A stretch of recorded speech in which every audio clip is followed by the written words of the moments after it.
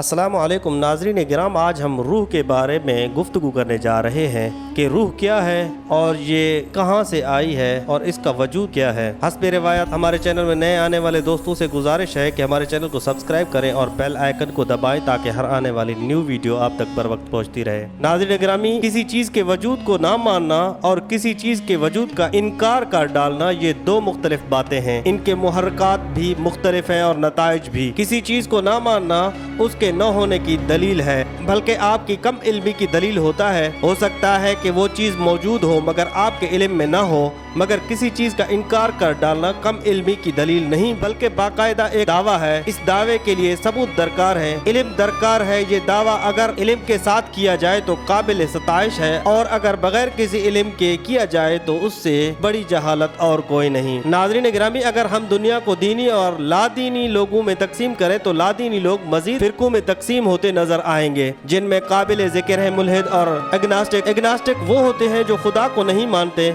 मगर खुदा का इनकार भी नहीं करते। वो सिर्फ अपने कम इल्मी और कम फहमी का एतराफ़ करते हैं, यानी वो इल्म जो खुदा के बारे में मजहबों के पास मौजूद है वो एग्नास्टिक्स के पास मौजूद नहीं। जैसे ही वो इल्म आ जाएगा वो भी खुदा को मान जाएंगे। नाज़रीन गिरामी, मुल्हिदों का मामला मुख्तलिफ है। वो खुदा का बरमला इनकार करते हैं जिसके लिए सबूत दरकार है, यानी एक तरह से उनका दावा ये है कि हम इस कायनात और उसके गिरदो नवाह के चप्पे चप्पे का इल्म रखते हैं और इसमें खुदा का होना मुमकिन नहीं। ये दावा उस वक्त बातिल करार पाता है जब उस जमीन पर मौजूद समुंदर में एक नई मछली दरियाफ्त होती है, यानी इस जमीन पर अभी दरियाफ्तों का सिलसिला जारी हुआ और कोई उठकर दावा करे कि इस पूरी कायनात में या इससे बाहर कहीं खुदा का वजूद मुमकिन नहीं। ये जरूरी नहीं होता कि किसी चीज को मानने के लिए उसका साइंसी असूल पर पूरा उतरना जरूरी हो। साइंस इंसानों के इल्म पर सिर्फ दो तरह से असरअंदाज हो सकती है। पहला ये कि वो सबूतों और मुशाहिदों के बुनियाद पर किसी चीज़ का वजूद साबित कर दे। दोम ये कि वो सबूतों और मुशाहिदों के बुनियाद पर किसी चीज़ के अदम वजूद को साबित कर दे। ना तो किसी चीज़ को बगैर सबूतों के तस्लीम करना साइंस का दायरा कार है और ना ही बगैर सबूतों के किसी चीज़ का इनकार कर देना साइंस के लिए मुमकिन है। पहला तरीका आसान है। मिसाल के तौर पर मैंने मीनार पाकिस्तान देखा तो अब मेरे लिए उसका वजूद साबित करना भी आसान है। मैं उसकी तस्वीर दुनिया के सामने पेश कर सकता हूँ, उसकी मौजूदगी की जगह बता सकता हूँ, उसके आसपास मौजूद इमारत को बतौर सबूत पेश कर सकता हूँ। उसके कई तरीके हैं, मगर अगर मैंने मीनार पाकिस्तान नहीं देखा तो बगैर सबूतों के मेरा ये दावा भी बातिल ही होगा कि मीनार पाकिस्तान का कोई वजूद ही मुमकिन नहीं। हो सकता है मौजूद हो मगर मेरे इल्म में ना हो।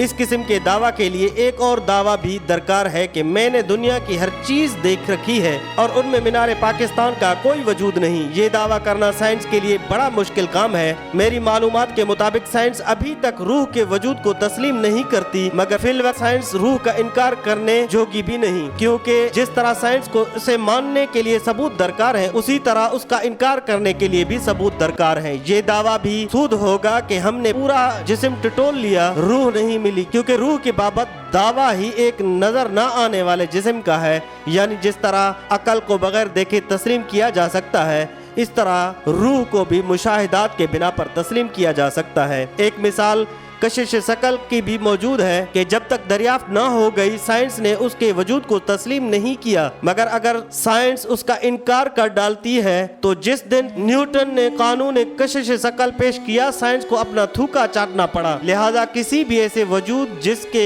होने या ना होने का साइंस के पास कोई सबूत ना हो, उस पर साइंस की खामोशी बेहतर है। ना इकरार ना इनकार। जब तक मुशाहिदात सामने नहीं आ जाते, अब मुशाहिदात क्या है उसका जायजा लेते हैं। साइंस अभी तक इस बात का तसल्ली बख्श जवाब देने से कासिर है कि इंसानी जिस्म का वो कौन सा उज़ू है जिसके पैदा होने से जिंदगी शुरू होती है और जिसके खत्म होने से जिंदगी खत्म हो जाती है। मिसाल के तौर पर मेरे पास एक कंप्यूटर है, मैं उसका प्लग ऑन करता हूँ तो उसमें जिंदगी की लहरें दौड़ जाती हैं और जैसे ही मैं प्लग ऑफ करता हूँ तो जिंदगी दम तोड़ देती है। उसका माखज़ करंट है जो उसमें जिंदगी की लहर दौड़ा रहा है। नाज़रीन गिरामी, माँ के पेट में बच्चे के तमाम आज़ा शुरू के 4 महीनों में बारी बारी बनते हैं। दूसरे महीने में दिल और दिमाग की तश्कील हो जाती है। हर वो उज़ू जिसके ना होने से जान जा सकती है वो बन जाने के बावजूद जिंदगी की लहर नहीं दौड़ रही। किसका इंतजार है? कौन सा करंट दौड़ेगा जो जिंदगी का आगाज होगा? फिर चौथे महीने में बच्चे की हरकत शुरू हो जाती है। اس میں زندگی کی لہر دوڑ جاتی ہے۔ سوال یہ ہے کہ وہ کون سا عضو ہے جس کی تشکیل چوتھے مہینے میں اور جس کی وجہ سے انسان میں زندگی کی لہر دوڑ گئی؟ تو جواب ہے ایسا کوئی عضو نہیں۔ چوتھے مہینے میں جن اعضاء کی تشکیل ہو جاتی ہے وہ سارے کے سارے بے جان، بال، ناخن اور دانت، ان میں سے کسی کا تعلق بھی زندگی سے نہیں۔ تو وہ کیا چیز تھی جو چوتھے مہینے میں شامل ہوئی اور جسم میں کرنٹ دوڑ گیا؟ سائنس اس سوال کا جواب دینے سے قاصر ہے۔ موت کے معاملہ میں بھی یہی اسرار موضوع ہے۔ ایسا ممکن ہے کہ کچھ اعضاء کا تباہ ہو جانا فوری موت کا سبب بن جائے، جیسے دل و دماغ، مگر پھر ان کے موجودگی کے باوجود موت کا واقع ہو جانا سمجھ نہیں آتا۔ یعنی اگر یہ فرض کر لیا جائے کہ دماغ کی موت پورے جسم کی موت کا سبب بن جاتی ہے، لہٰذا دماغ ہی وہ عضو ہے جو زندگی کی لہر دوڑاتا ہے، تو سوال پیدا ہوتا ہے کہ بہت سے لوگ صحیح الدماغ ہونے کے باوجود کیوں مر جاتے ہیں؟ یہی معاملہ باقی اعضاء کے ساتھ بھی ہے۔ سائنس اب تک موت کی حتمی وجہ کا تعین کرنے سے قاصر ہے۔ اسلام کے مطابق موت جسم سے روح نکل جانے کا نام ہے۔ یہ عمل قلیل مدتی بھی ہو سکتا ہے اور طویل مدتی بھی۔ ناظرین گرامی، قرآن پاک میں اللہ تعالیٰ نے سورہ انعام میں آیت نمبر 60 میں ارشاد فرمایا ہے کہ اور وہی تو ہے جو رات کو سونے کی حالت میں تمہاری روح قبض کر لیتا ہے اور جو کو تم دن میں کرتے ہو اس سے خبر رکھتا ہے، پھر تمہیں دن کو اٹھا دیتا ہے تاکہ یہی سلسلہ جاری رکھ کر زندگی کی معین مدت پوری کر دی جائے، پھر تم سب کو اس کی طرف لوٹ کر جانا ہے۔ اس روز وہ تم کو تمہارے عمل جو تم کرتے ہو ایک ایک کر کے بتائے گا۔ ناظرین گرامی، اللہ تعالیٰ سورہ زمر آیت نمبر 42 میں فرما رہے ہیں کہ خدا لوگوں کے مرنے کے وقت ان کی روحیں قبض کر لیتا ہے اور جو مرے نہیں ان کی روحیں سوتے میں قبض کر لیتا ہے، پھر جن پر موت کا حکم کر چکتا ہے ان کو روک رکھتا ہے اور باقی روحوں کو ایک وقت مقرر تک کے لیے چھوڑ دیتا ہے۔ جو لوگ فکر کرتے ہیں ان کے لیے اس میں نشانیاں ہیں۔ پھر جب تمام ارواح تخلیق کی گئی تو ان میں سے توحید کا وعدہ لیا گیا۔